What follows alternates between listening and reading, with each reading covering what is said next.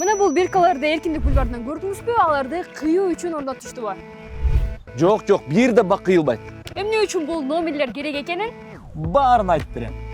мэрия Бишкектеги бак дарактарды санап, тактоо ишин баштады. Ал эми номерлер жашыл аймактардын бирдиктүү тизмесин түзүү үчүн зарыл. Эми ар бир дарактын өзүнчө номери, өзүнүн паспорту болот. Ал жерде бактын түрү, жашы, боюнун бийиктиги, сөңгөгүнүн жоондугу жана башка маалыматтар жазылат. Бул бактардын абалына көз салып, өз убагында дарылоого, зарыл болсо алмаштырууга жана жалпы эле шаарды жашылдандырууну жакшыраак көзөмөлдөөгө жардам берет. Шаар боюнча жалпы 850 000 түп бак бар. Былтыр 4 000 бак кыйылып, 18 200дөн ашык бак отургузулган. Баса шаар тургундары да сейил бактардагы бактардын абалы тууралуу маалыматты көрө алышат.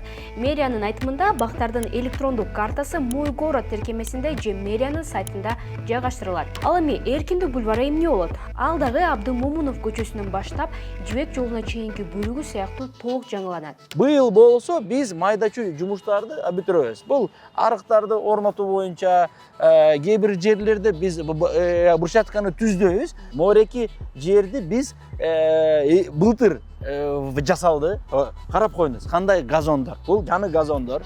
Бул кыш бою ошондой эле жашыл түстүү болуп туруп калып калды. Могу жерде автоматтык система полив орнотулду. Анан жаңы бактар тигилди. Эркиндик бульварынан сырткары Бишкек боюнча 30дан ашык гүл бакчаларды жана парктарды реконструкциялоо пландалууда. Анда жөө адамдар басуучу жолдор иретке келтирилип, жарыктандыруу орнотулуп, шаардыктардын эс алуусу үчүн ыңгайлуу отургучтар коюлат.